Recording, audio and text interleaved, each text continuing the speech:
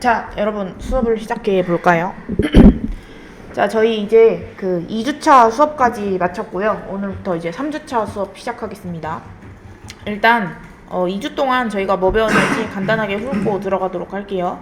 저희가 하는 수업은 데이터 분석을 R로 하는 거고요. 이 R을 왜 배워야 되느냐?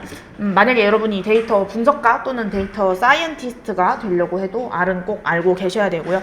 그게 아니라 뭐 논문을 쓴다든지 어떤 자료를 쓸 때 나의 데이터를 더 잘 표현할 수 있는 그런 그래프를 그리고 싶다 해도 R을 배우시면 좋습니다. 만약에 정말 그래프 딱 하나만 쓰면 된다 이러면은 뭐 크몬 같은 데에서 그 외주를 맡겨서 그래프를 분석해도 되겠지만 이제 여러분의 데이터는 여러분이 제일 잘 알고 있잖아요. 그 크몬에서 그런 거 해주시는 분들은 데이터 분석가일 뿐 그 여러분이 하는 분야에 대한 전문가가 아니기 때문에 조금 애매하게 좀 잘못된 결과를 낼 수도 있단 말이죠. 그쵸? 그래서 여러분이 이거 쉽고 재밌으니까 배워서 직접 분석해보는 게 좋을 것 같아요. 어쨌든 수업을 하면서 1일차 때는 뭘 배웠냐면 이제 뭐 데이터 어떤 종류 있는지 뭐 캐릭터, 더블, 인티저, 뭐 로지컬 이런 거 데이터 있는 거 배웠고요. 그리고 프린트나 캣으로 그 콘솔 창에다가 출력하는 거 배웠었고, 변수를 왜 만들어서 해야 되는지를 배웠었어요. 변수는 왜 만드냐면 변수 안 만들고 만약에 그냥 출력했을 때에는 좀 값이 수정되면 그 제가 출력했던 거 전부 다 찾아가서 수정해 줘야 되는데, 변수를 만들면 하나만 수정하면은 뭐 알아서 잘 수정이 됐었죠. 그죠? 그런 개념으로 변수를 썼었고요. 그 다음에 2일차 때는 뭐 이렇게 더하기 빼기 곱하기 나누기 하는 이런 사칙 연산 같은 거 배웠었고, 비교 연산은 뭐 5가 2 이상이다 뭐 이런 식으로 왼쪽이 큰지 오른쪽이 큰지 둘이 같은지 다른지 비교하는 이런 거 배웠었고요. 그 다음에 논리 연산은 뭐 이제 참이랑 엔드로 엮으면은 뭐 참이다 뭐 요런 거 배웠었죠. 그쵸? 그래서 뭐 5월 엔드 이런 거 하는 거 배웠습니다. 그 다음에 우리는 자료를 형변환해서 사용할 수도 있고요.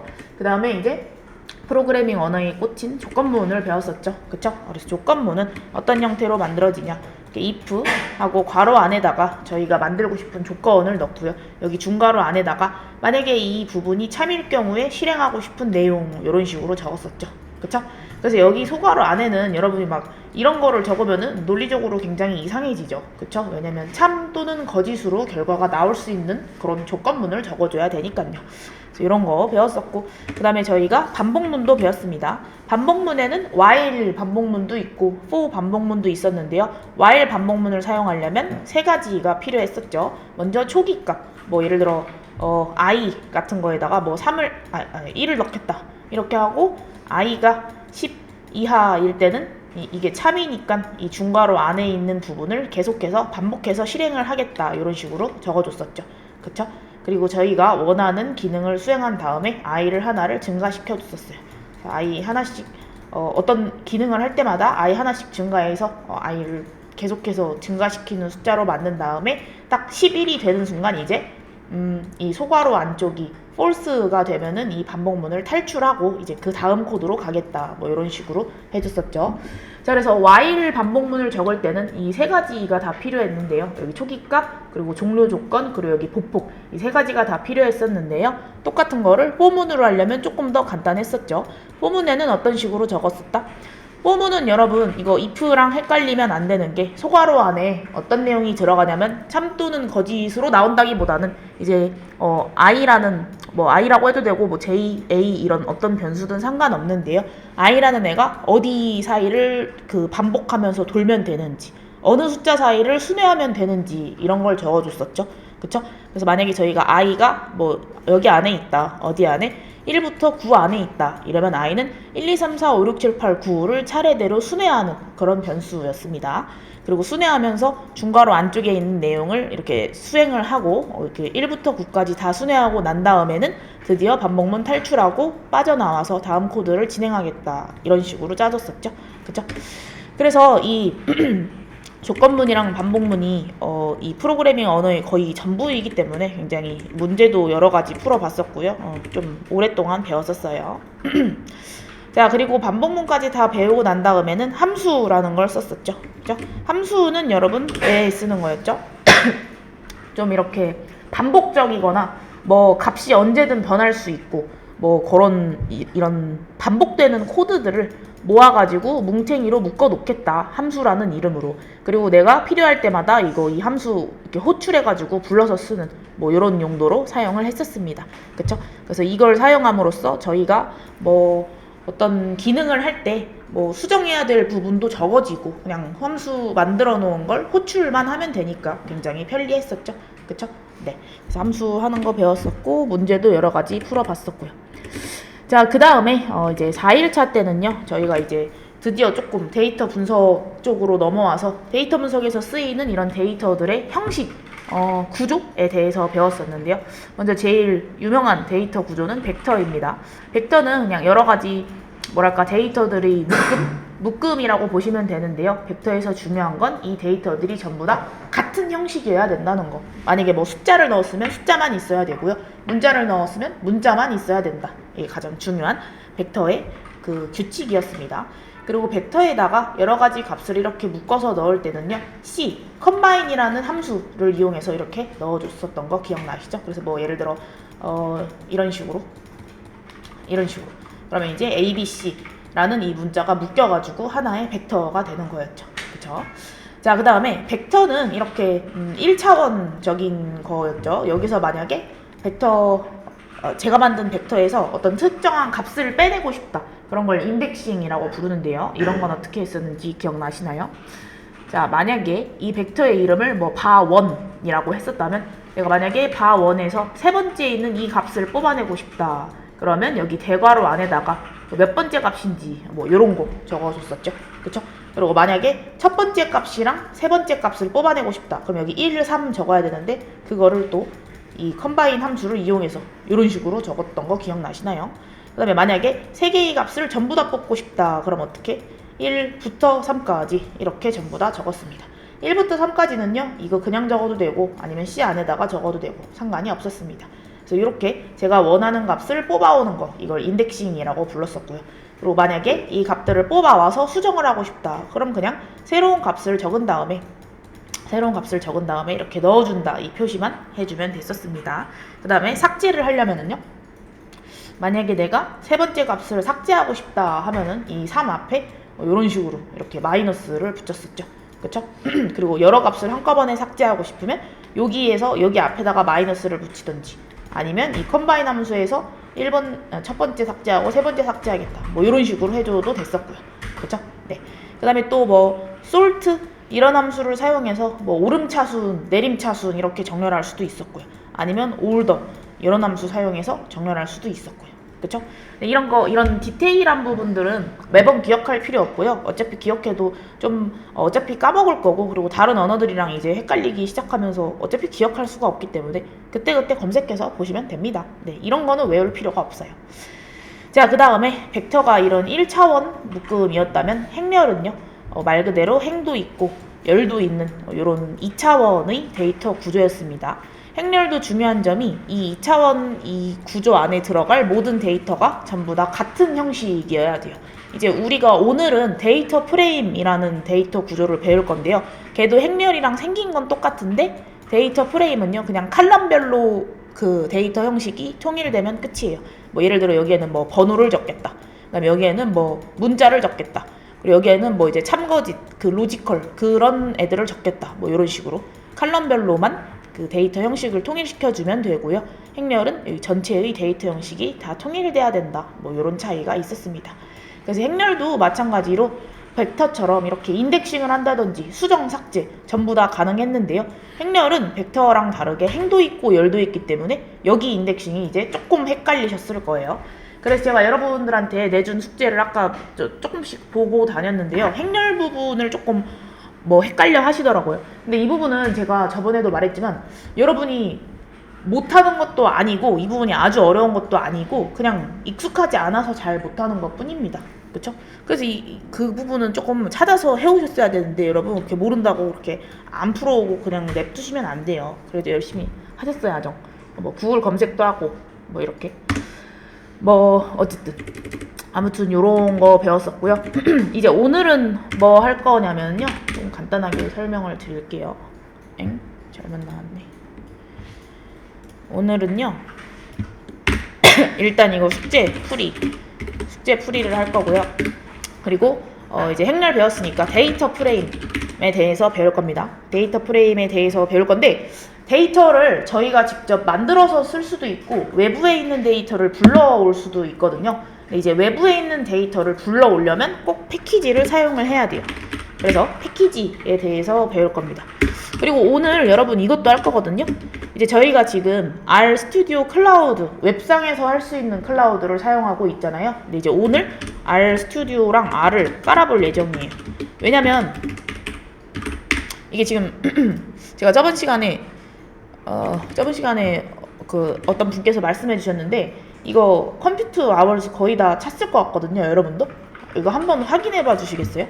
R 스튜디오 클라우드 사용하시는 분들 여기 오른쪽 위에 자기 이름 누르면 컴퓨터 아워즈 몇 시간 찼는지 나오거든요. 이게 25시간이 다 차면은 뭐 좀 기다려야 돼요. 다시 열릴 때까지. 물론 그 여기 포짓 이 회사 쪽에다가 그 뭐랄까 부탁하면은 바로 풀어주는 걸로 알고 있는데 귀찮으니까 그냥 이제 이 데스크탑에 아예 그 프로그램을 깔아서 사용하는 그 R 스튜디오를 설치를 해보도록 할 겁니다. 이제 설치할 때 조금 뭐 저를 잘 안 따라오시면 막 이제 오류도 나오고 이러기 때문에 이게 굉장히 좀 성가신 과정이거든요. 그래서 제가 최대한 미루고 싶었지만 저기 시간이 다 차버리는 바람에 이제는 좀 설치를 해야 될 것 같네요. 네, 어쨌든 요거를 하는 게 이제 오늘 목표고요. 뭐 만약에 시간이 더 남으면 데이터 프레임 조금 더 해보고 뭐 그래프도 조금 만들어보고 한번 해보겠습니다. 네. 그러면 여러분 숙제풀이 먼저 한번 해볼까요? 숙제풀이. 숙제는 4문제가 있었는데요. 먼저 이거 먼저 해볼게요, 여러분. 소수인지 아닌지 알려주는 함수. 이거는 이제 굉장히 좀 수학이랑 많이 관련된 문제였기 때문에 조금 어려우셨을 수도 있을 것 같은데요. 이거 제가 최소 3가지 버전으로 나온다고 했잖아요. 여러분이 그 3가지 버전을 제 의도에 맞게 풀어주셨을지 모르겠네요. 자, 그래서 클라우드로 와주시고, 제가 잠깐만 여기서 그 설정 조금만 바꿀게요, 여러분.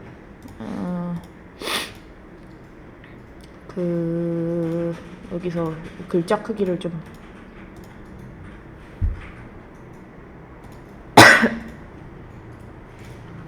됐나? 네, 여기다 붙여놓고 이제 여기서 한번 풀어보겠습니다. 네, 자, 저희가 저번 시간에는 어떤 문제를 풀었었냐면 약수 출력하는 문제 풀었던 거 기억나실까요? 그쵸? 저번 시간에 네, 요거에서 뭐 예를 들어 뭐 어떤 12라는 수를 인자로 넘겨주면은 걔의 약수인 1, 2, 3, 4, 6, 12 이런 거 출력하는 함수 구현하는 거 해봤었어요. 그래서 저거랑 관련된 문제인데요. 과연 어떤 수가 소수인지 아닌지를 알려주는 함수를 구현하려면 어떻게 풀어야 될까요? 일단 여러분 약수 출력하는 함수 풀 때 저희가 어떻게 했었는지 기억나실까요? 뭐 예를 들어서 12라는 숫자를 줬다고 하면은 우리는 for 반복문을 이용해서 i라는 숫자가 12를 적었으면 1부터 12까지 전부 다 돌게 만들었어요. 그쵸? 그래서 i라는 숫자가 만약에 1일 때에는 얘가 12의 약수인지 아닌지 확인을 하려면은요 12를 1로 나눠 봐야 되겠죠. 그쵸? 그래서 12를 1로 나눴는데 나눠 떨어지네. 그럼 얘는 약수 맞아. 뭐 이런 식으로 진행을 했었어요. 그리고 그 다음 숫자인 2로 가서 11을 2로 나눴는데 나눠 떨어지네. 그럼 약수 맞아. 나눠 떨어지네. 나눠 떨어지네. 근데 얘는 안 나눠 떨어지네. 그럼 약수 탈락. 나눠 떨어지네. 뭐 이런 식으로 약수인지 아닌지 구했었잖아요. 그쵸? 그래서 이걸 활용해서 이제 소수인지 아닌지를 어떻게 구할 수 있을까요? 여러분이 이제 소수를 배운 지 오래되셔서 혹시 까먹었을까봐 제가 여기다가 소수의 정의를 적어놨죠. 그죠? 자, 소수는 뭐냐면 여러분 약수가 1과 자기 자신뿐인 수를 의미한다고 했었죠. 그쵸? 예를 들어 13이라고 한다면 13이 이제 대표적인 소수죠. 얘도 마찬가지로 반복문에서 1부터 13까지의 숫자를 돌면서 약수가 누군지를 판단을 할 거예요. 약수를 판단해 보니까 딴 애들은 전부 다 나누어 떨어지지 않고요. 누구만 있다? 1과 13만 나눠 떨어지네요. 그래서 이런 숫자를 소수라고 한다고 제가 정의를 적어드렸습니다. 그래서 이걸 이용해서 소수 찾는 게 아마 가장 쉬운 방법이었을 거예요. 그래서 이걸 한번 해볼까요? 자, 그러면 저희가 13이 소수인지 아닌지 이렇게 테스트 해본 거에서 알 수 있는 점이 뭔가요? 약수를 구했는데 1과 13만 있다? 그러면은 얘가 소수인 거잖아요. 그쵸? 그러면은 반대로 생각하면 모든 숫자는 1과 자긴 자신을 무조건 약수로 가지고 있죠. 그쵸? 그러면 1이랑 13이 약수인지 아닌지는 판단을 할 필요가 있을까요? 없을까요? 뭐 해도 되긴 하는데 굳이 없습니다. 왜냐면 1과 자기 자신은 무조건 약수니까요. 그래서 저희는 어떻게 할 거냐면 어떤 숫자가 주어졌을 때 2부터 여기 2부터 이 숫자 이전까지를 판단을 할 거예요. 그래서 여기 안쪽에서 만약에 약수가 있다? 그러면은 합성수. 그리고 만약에 이 안쪽에서 23처럼 약수가 없다? 그러면은 소수. 이렇게 판단하도록 하겠습니다. 아시겠죠? 왜냐면 1과 자기 자신은 어차피 약수일 테니까 2랑 자기 이전까지 숫자만 판단을 하면 되겠죠. 그쵸? 자, 그럼 한번 해볼까요? 제가 방금 말로 한 거를 이제 함수로 표현을 할 수만 있으면 돼요. 그래서 제가 반복문을 돌릴 거라고 했었죠, 여러분. 그래서 저희가 반복문 안에서 사용할 변수 한번 지정해 주시고, 얘가 어디서부터 어디까지 된다고 했었죠? 2부터 제가 이제 소수인지 아닌지 구하고 싶은 이 숫자의 바로 앞까지 돌 거라고 했었죠? 그쵸? 그래서 이렇게. 근데 이거 저한테 그 질문해 주신 분 있는데 이렇게 분명히 풀었는데 답 안 나오신 분 있을까요, 혹시? 이렇게 풀면 답이 안 나오는데요. 저도 이렇게 풀어서 답이 안 나와서 왜 그러지 이러면서 답답했었는데, 이게 그냥 이렇게 두면 얘가 2부터 이 이전 숫자까지를 인식을 못 하더라고요. 이 넘버 빼기를 괄호 안에 넣어줘야 돼요. 이런 거는 막 어디 뭐 사전에 적혀있는 그런 규칙이 아니라 그냥 해보다 보니까 안 돼가지고 뭐지? 괄호 한번 넣어봤더니 되네? 그냥 뭐 이 정도? 뭐 아주 중요한 건 아니지만 아무튼 괄호를 안 붙이면 이상하게 잘 안 되고요. 괄호를 붙여야지 잘 인식을 잘 하더라고요. 괄호를 안 붙이면 2부터 넘까지만 인식을 하는 것 같더라고요. 뭐 어쨌든 이렇게 해주시면 됩니다. 자, 그래서 이제 2부터 이 이전 숫자까지 뭐를 고려하면 되는 건가요? 그러니까 i가 2, 3, 4, 5, 6 쭈루룩 12까지 돌면서 이 13이라는 숫자를 i로 나눴을 때 나눠 떨어지는지 아닌지 그거를 판단을 하면 되는 거겠죠. 그쵸? 그래서 그거를 표현을 해보겠습니다. 그래서 걔는 조건문으로 둬야 되겠죠, 여러분. 나눠 떨어질 수도 있고 안 나눠 떨어질 수도 있으니까요. 그래서 먼저 이렇게 조건문 형태를 만들어 놓고 여기 안쪽을 채워볼게요. 이게 막 i를 넘버로 나누는 건가 막 이런 게 헷갈리실 수도 있는데 다시 한번 차근차근 생각해보면 넘버는 이제 13이라는 숫자로 고정이 되어 있는 거고요. 이제 예를 들었을 때, 우리가 예로 들었을 때, 그리고 i가 2부터 12까지 돌아가는 거잖아요. 그쵸? 그러면 당연히 넘버를 i로 나눈 나머지를 구해야 되겠죠. 그죠? 그리고 나머지가 0이 됐다. 이게 무슨 소린가요? 뭐 예를 들어 10이라고 따진다면 이런 상황인 거죠. 12를 2로 나눴는데 나눠 떨어지네? 그러면 여기 약수가 존재한다는 거죠. 그렇죠? 그러면 여러분 지금 1이랑 12는 빼고 2부터 판단하고 있었는데 바로 2가 약수로 나와버렸네? 그러면 1과 12를 제외한 다른 숫자에서 약수가 나와버리면 이미 얘는 소수인가요? 아니면 소수가 아닌가요?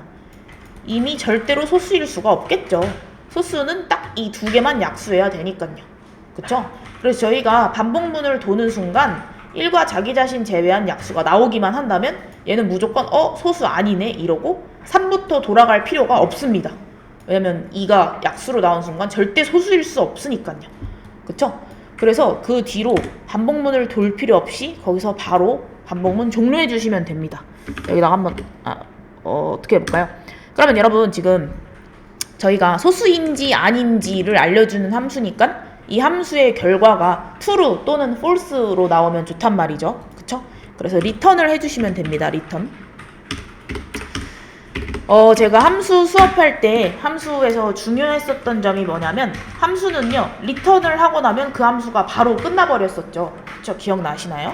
그래서 제가 일부러 함수에다가 return 어쩌고 한 다음에 그 밑에다가 어떤 숫자 프린트 하는 거 만들어 놨었는데 걔는 프린트가 안 됐었죠. 왜냐면 return하고 함수는 아예 끝나버리니까요. 그래서 약수를 만나는 순간 어떻게 하겠다? 그러면 절대 소수가 아닌 거니까 나는 false를 return하고 아예 끝내버리겠다 이렇게 가는 거죠. 그쵸? 네. 그래서 자 만약에 저희가 10이라는 숫자를 넣었을 때를 가정해 보겠습니다. 12. 그러면은 2부터 어디까지 도는 걸까요? 11까지 도는 거겠죠. 이전 숫자까지 돈다고 했으니까. 그래서 넘버는 12였고요. 지금 i가 맨 처음 숫자인 2를 선택해서 2를 했는데 나눠 떨어지네. 그러면 나는 false 리턴 한 다음에 아예 이제 이 함수는 끝나버리는 거예요. 1 말고 약수 있어? 그럼 무조건 합성수 이렇게. 아시겠죠? 자, 근데 13이라는 숫자를 넣었을 때를 가정해 볼게요. 13. 그러면 i는요 2부터 12까지 돌겠죠. 그래서 13을 2로 나눴더니 0이 아니죠. 그쵸? 그럼 return false를 건너뛰고 이 if문이 끝날 거예요. 맞죠? if문 끝났고 아직 for문 반복문 안에 있으니까 다시 이 for 앞으로 돌아가겠죠. 그리고 이제 i는 3이 될 거예요. 그리고 13을 3으로 나눴더니 또 0이 아니네. 그러면 이거는 실행하지 않고 또 다시 반복문 위로 올라가겠죠. 그리고 이제 이 i가 점점 늘어나면서 4, 5, 6, 7, 8, 9, 10, 11, 12까지 했어요.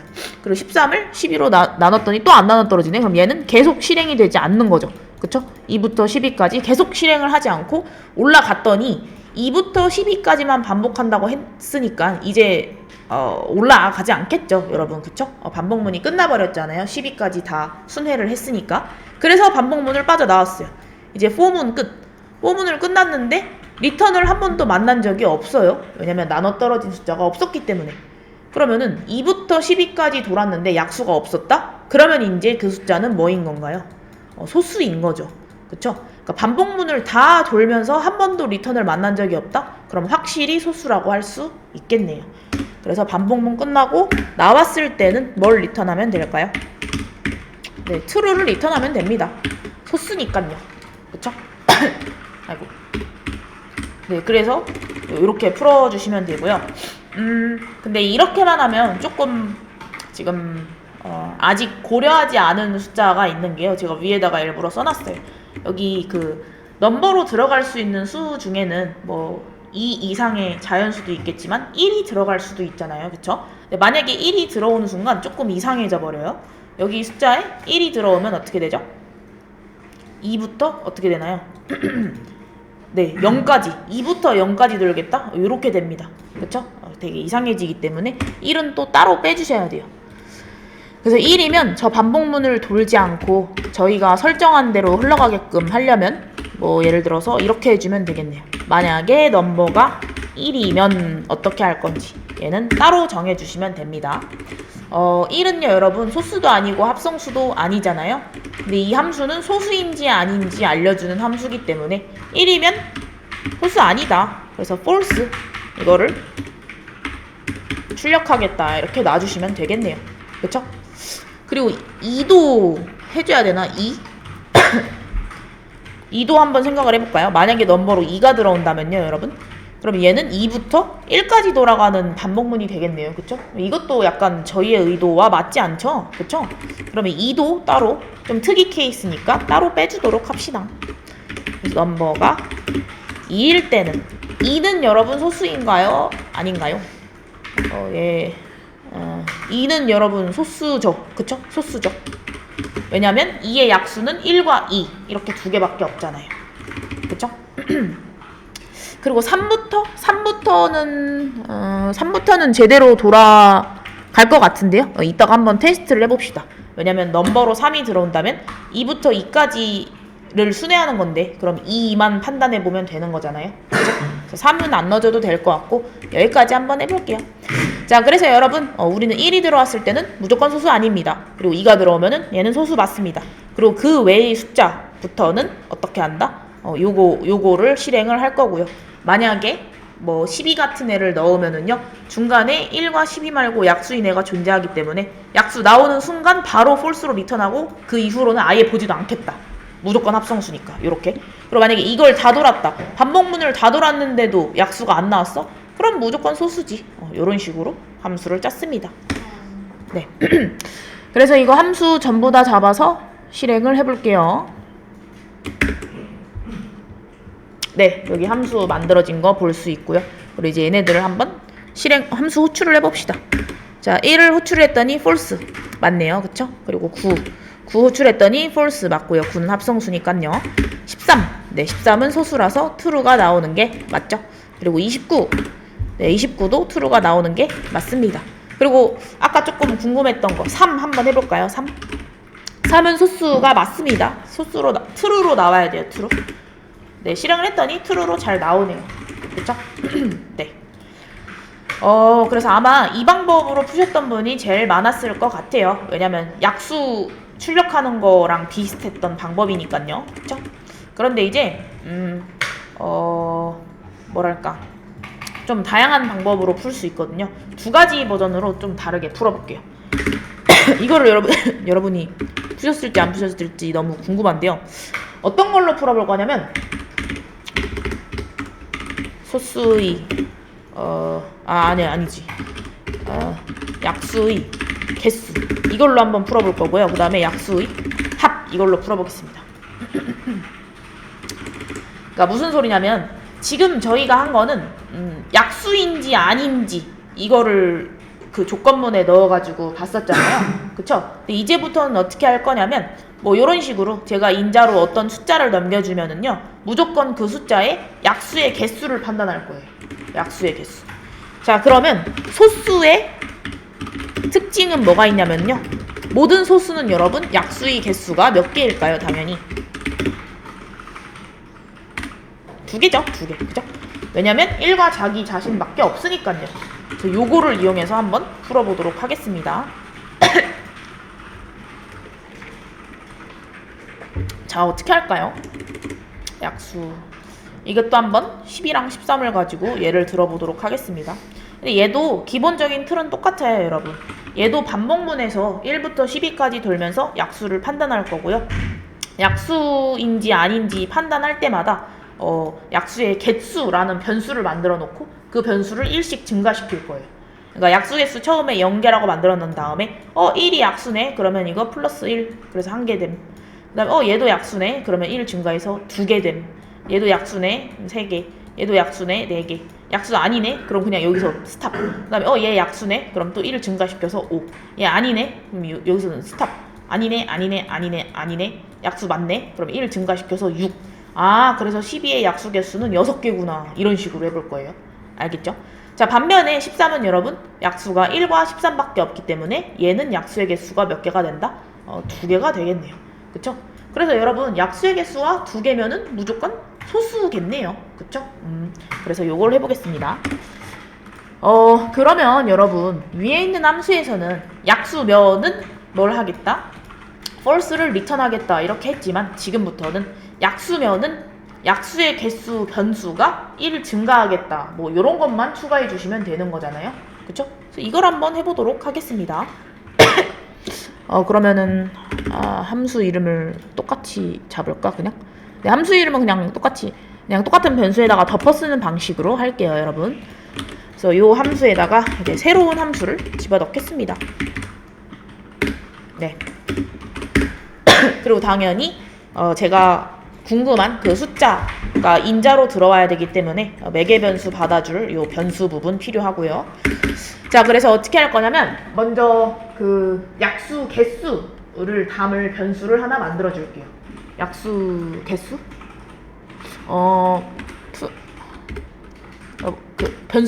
변수를 뭐라 그러지? 변수의 이름을 짓는 게 여러분 굉장히 어려워요. 프라임 대충 할게요. 프라임 넘버 이렇게 해볼까요? 약수 개수. 이게 약수 개수입니다. 약수 개수. 처음에는 약수 개수에 그냥 빵개에만 들어가 있어야 되겠죠? 그죠? 그래서 약수가 발견될 때마다 쟤를 1씩 증가시켜 줄 거니까요. 그쵸? 그리고 여기 밑에 이 포문을 어떻게 메꾸면 될지 한번 생각해 보시겠어요? 일단 1부터 자기 자신까지 전부 다 돌면서 약수인지 아닌지 볼 거기 때문에 위에 만든 함수랑은 다르게 i가 1부터 넘버까지 순회해야 되는 건 맞겠네요. 그쵸? 자, 여기 안에서 어떤 일이 일어나면 될지 한번 생각해 보시겠어요? 지금 이거 짤 수 있는 분들은 한번 짜보시겠어요? 위에랑 비슷한데 조금 다르거든요. 약수면 프라임 넘버 1 증가. 이거 한번 짜보시겠어요? 지금 잠깐 한 1분 정도 드릴게요, 여러분. 반복문을 돌면서 i가 넘버의 약수이면 저희가 만들어 놓은 변수인 프라임 넘버가 1 증가. 이거를 한번 코드로 짜보시겠어요?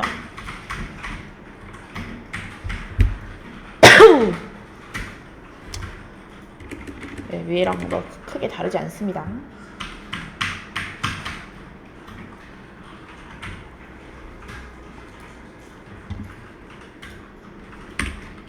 1분 드릴게요. 1분.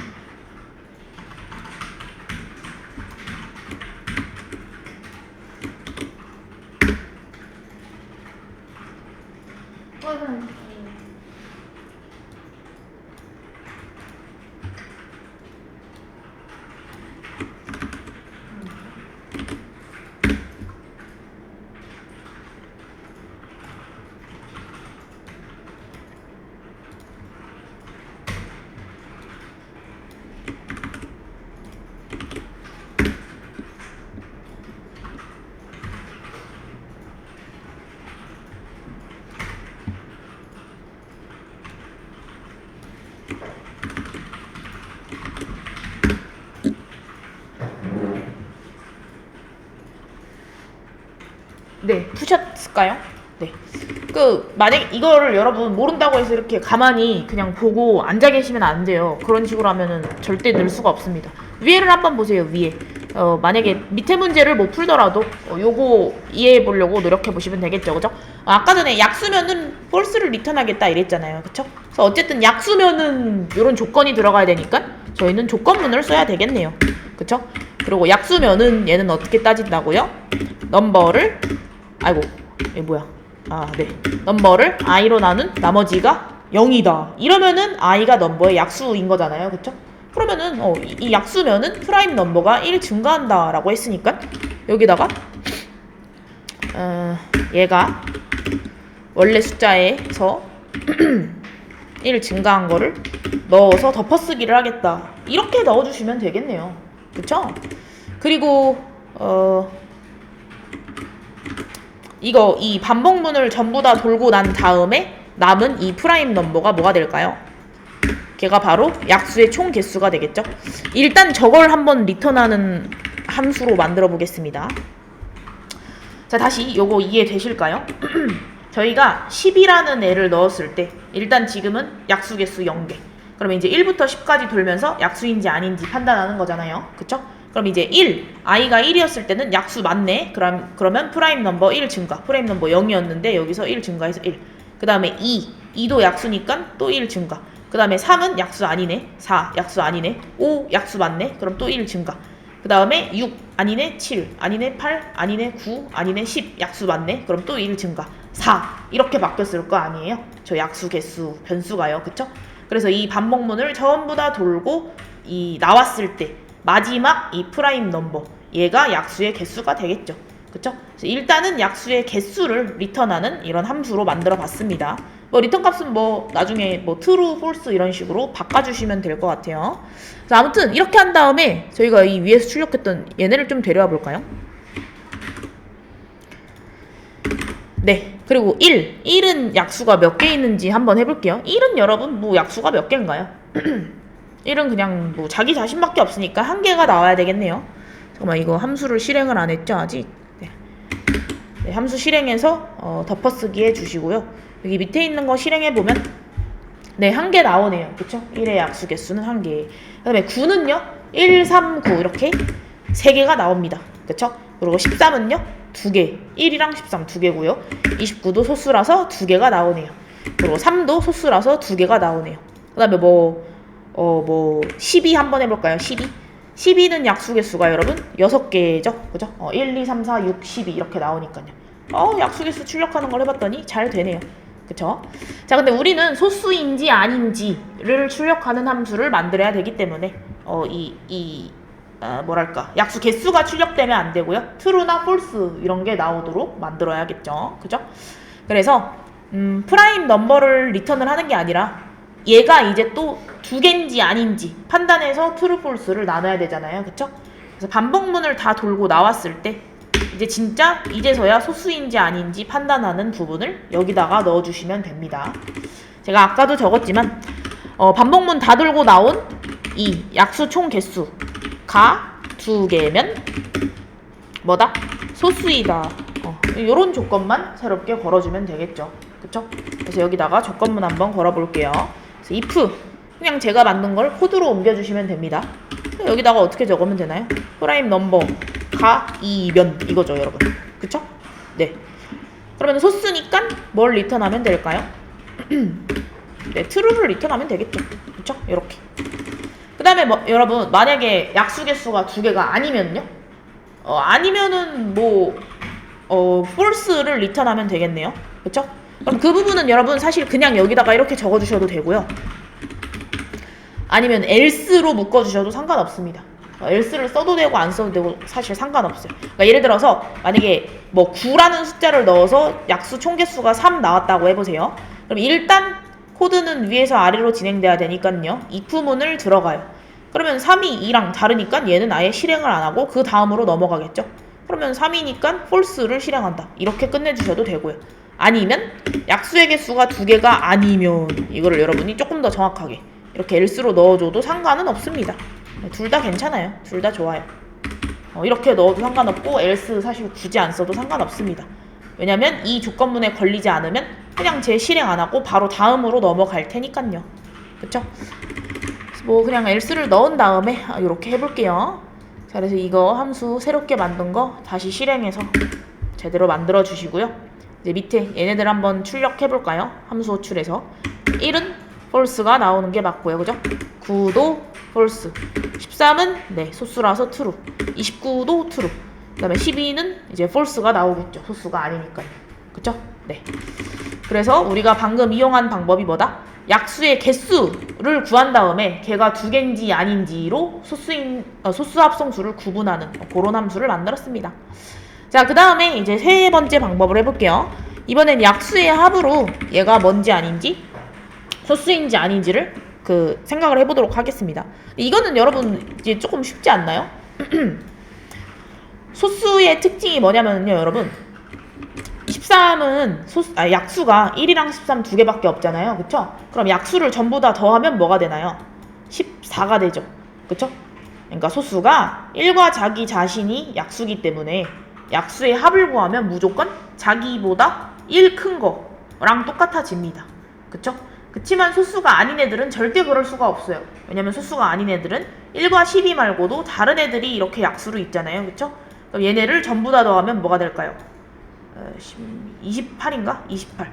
그러면 얘는 원래 있던 이 숫자에다가 1 더한 애랑 약수의 합이랑 절대 같아질 수가 없겠죠. 그쵸? 그래서 약수의 합을 구해보니까 소수의 특징이 뭐다?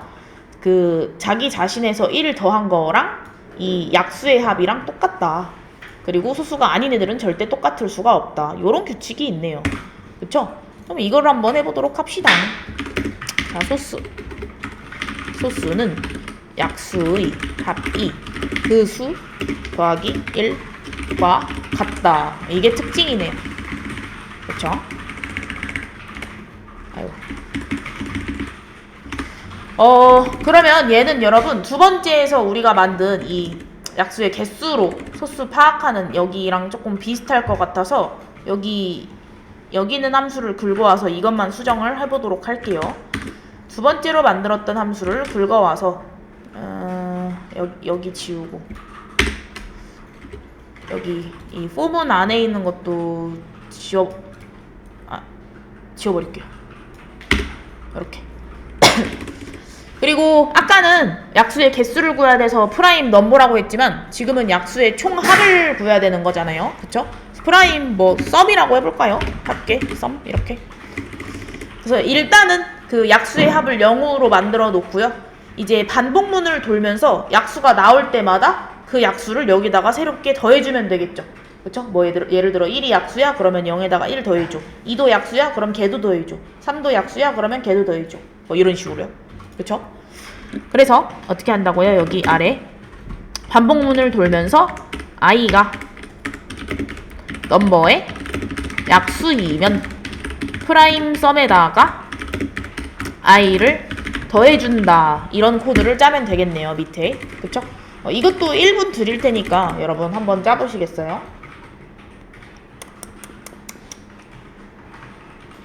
네, 이거 밑에다가 조건문 해가지고 해보세요.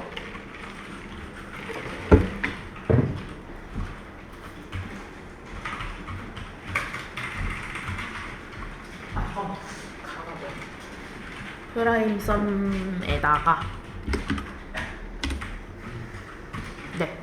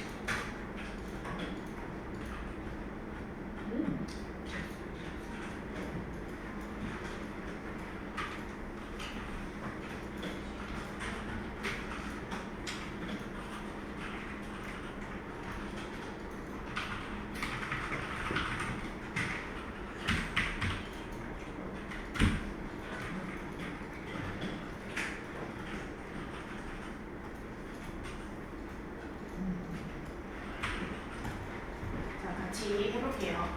근데 여러분 제가 이런 걸 시키고 이제 돌아다니면서 보면은요 이런 로직을 못 짜는 건 괜찮은데요, 이 부분이 아직 어려우면은 안 돼요. 그러니까 일단 약수 이면이니까 조건문이 들어가야 되는 건 확실하고, 이 조건을 어떻게 짜지? 그게 어려운 거는 괜찮아요. 그런 건 이제 공부하면 되는 거니까. 근데 자꾸 이 형태 못 맞추는 거, 이거 소괄호랑 중괄호 이런 거 안 쓰는 거랑, 그리고 자꾸 여기다가 막 이상한 거 쓰는 거, 이런 거 이렇게. 아이, 이거 아니죠 여러분. if 여기 소괄호 안쪽에는 조건이 들어가야 된다고 했잖아요. 조건. 그쵸? 근데 왜 자꾸 숫자가 결과로 나오는 걸 적으시면 어떡해요? 그쵸? 이런 거를 틀리는 거는 아직 그 수업을 좀 아직 잘 이해가 안 되는 것 같거든요. 그러니까 전혀 감이 안 잡힌 거예요. 이게 틀리면 안 돼요. 이 틀이 틀리면 안 돼요 여러분. 소괄호랑 중괄호 안 적는 거, 그리고 소괄호에 자꾸 이상한 거 적는 거, 조건 말고 막 숫자 계산 이런 거 나오는 거, 알겠죠? 이런 건 안 돼요. 이런 거는. 그러니까 이 소괄호랑 중괄호 안쪽을 막 좀 이상하게 채운다든지 이런 건 연습하면 되는데, 자꾸 틀 저랑 통일 안 시키고 막 여기에 이상한 거 적고 이러면 안 된다고요. 자, 어쨌든 i가 넘버의 약수이면, 이거는 여러분 왜 그 위에서 계속 했는데 왜 자꾸 헷갈리시는 거예요? 여기 나와 있잖아요. 이거 복부만 하시면 되잖아요. 그쵸? 약수인지 아닌지는 나눴을 때 나머지가 0이냐 아니냐 이런 걸로 판단한다고 했잖아요. 그쵸? 그래서 나눴을 때 나머지가 0이면은 i가 넘버의 약수니까, 제가 여기다가 이거 다 적어드렸잖아요. 그죠? 어떻게 한다? 이 약수들의 합에다가 i를 더해준다. 여기서 중요한 게 여러분, 1을 더하는 게 아니라 i를 더해줘야 됩니다. 왜냐면 아까는 개수를 구하는 거여서 약수일 때마다 1씩, 개수는 1씩 증가해야죠 당연히. 그쵸? 1씩 더해줬는데 지금은 약수의 합을 구하는 거기 때문에 1이 아니라 i를 더해준다. 요런 게 중요한 거죠. 그쵸? 네. 그리고 나서 이 반복문을 다 돌고 나서 나온 프라임 썸, 일단 저거부터 한번 리턴한 다음에 진짜 제대로 나오는지 한번 확인해 보도록 할게요. 네. 리턴 값 true, false로 나와야 되는데 그건 나중에 할 거고요. 일단 진짜 제대로 약수의 합이 나오는지 이거부터 한번 확인을 해 보겠습니다. 그래서 이걸로 또 함수 덮어쓰기 한번 해 주시고, 그 다음에 여기 아까 위에서 그 테스트 해봤던 얘네 테스트를 좀 데려올까요? 네. 그리고 얘네들 약수의 합 과연 잘 출력되는지 한번 해볼게요. 자, 먼저 1의 약수의 합 출력해볼게요. 네, 1은 약수가 1밖에 없기 때문에 뭐 약수의 합도 1이겠죠. 그 다음에 9는요 여러분, 1, 3, 9 나오니까 13 나와야 되겠네요. 네, 13이 나오네요. 그 다음에 13은 1과 13이니까 14가 나오겠죠. 29도 1과 29 나오니까 30이 나올 거고요. 12는 1, 2, 3, 4, 6, 10이니까 28 나오겠죠? 네, 28 제대로 나오네요. 그럼 이제 여기서 테스트 해본 결과로 보아서 프라임썸 얘가 제대로 약수의 합을 출력을 해주는구나. 그쵸? 그리고 이제 리턴 값이 true, false로 나와야 되기 때문에 요거는 지워주시고 이제 이 밑에를 뭐라고 적어주시면 된다고요? 그래서 우리가 구한 이 약수의 합이 뭐면은 자기 자신 더하기 1이면 그게 소수라고 했었잖아요. 그쵸? 그래서 자기 자신이 넘버잖아요. 넘버 더하기 1 얘랑 똑같으면 걔가 이제 소수이다. 요런 걸 적어주면 된다 이거죠. 그쵸? 네. 그러면 저것도 여러분 딱 보니까 뭐뭐이면 하고 조건문을 써야 되겠구나. 그쵸? 조건문을 써주시면 됩니다. 조건문도 여러분 적을 때 형태를 이렇게 먼저 맞춰놓고 적어주세요. 이 소괄호랑 중괄호 이건 도대체 이건 여러분 이건 몰라서 못하는 게 아니라 여러분이 수업을 안 들으시는 거 아닐까요? 뭐 어쨌든 여기 안에다가 그대로 적어주시면 됩니다. 뭐 어떻게요? 프라임썸이 넘버 플러스 1과 같으면 이렇게. 이것도 넘버 플러스 1을 소괄호로 묶어줘야 되나? 모르겠네. 일단 안 묶고 한번 해볼게요. 오류 나면 나중에 묶을게요, 여러분. 확실하게 하려면 얘도 소괄호로 묶어줘야 되는데 뭐 일단 해보죠 뭐. 어쨌든 그러면 소수인 거니까 뭘 어떻게 하면 된다고요, 여러분? true를 리턴하면 되겠죠. 그죠? 그럼 아니면은요? 아니면은 이제 소수가 아닌 거니까 이번에는 false를 리턴하면 되겠죠. 그쵸? 네. 요게 다입니다. 그래서 여기 조건 추가된 것까지 합쳐서 함수로 다시 한번 만들어 주시고요. 그리고 실행을 해볼게요. 제대로 된 결과가 나오나. 자, 1은 네, 소수 아니라서 false 나오고 9도 합성수니까 false, 13은 소수니까 true, 29 소수니까 true, 12는 합성수니까 false. 네, 제대로 나오네요. 그쵸? 여기는 또 소괄호를 안 해도 되나봐요, 여러분. 그쵸? 아까 전에 포문에는 뭐 넘버 빼기 1 이런 거 넣을 때 소괄호 꼭 해줬어야 됐잖아요. 여기는 또 아니네요. 네, 이런 걸 뭐 세세하게 외우는 건 아니고 그냥 해볼 때 해봐서 안 되면은 뭐 바꾸고 되면은 냅두고 이러시면 돼요. 네, 어쨌든 이렇게 세 가지 방법으로 풀어봤습니다. 근데 재밌지 않나요? 그러니까 이런 거는 조금 뭐랄까 알고리즘 문제 중에서도 특히나 더 수학이랑 관련된 문제고요. 그래서 뭐 재밌지 않나요, 여러분? 네, 뭐 코딩이 이런 거죠. 어쨌든 뭐 잘 못 푸셨어도 괜찮아요. 잘 하셨어요, 여러분. 어쨌든 그러면 지금 벌써 10시 30분이 됐기 때문에 여러분 우리 조금 쉬었다가 다시 하도록 하겠습니다. 10시 40분까지 오세요.